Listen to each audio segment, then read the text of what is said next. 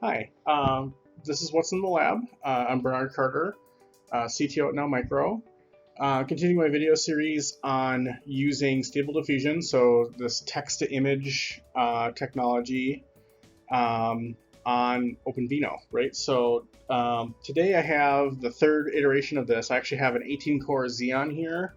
I'm just gonna swivel, give you guys a look at this. So I normally have a fancier video card in here, but I have a P400 Quadro adapter to show that I'm doing this on CPU.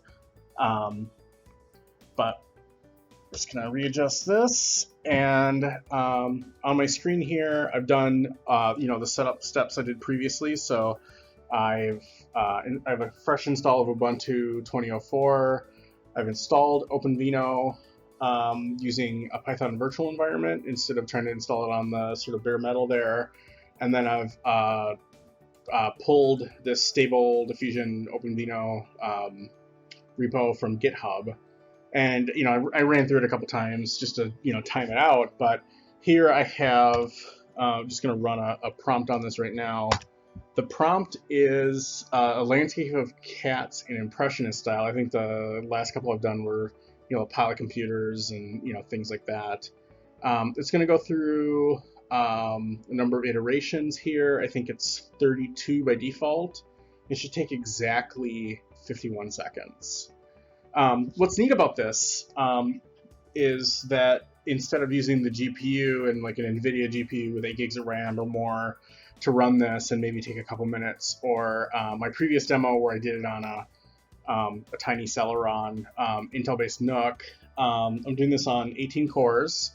We're actually not stressing too many of the cores. Actually, we're stressing about half the cores. So we're looking at 36 threads, 18 cores. We're pretty much maxing that out.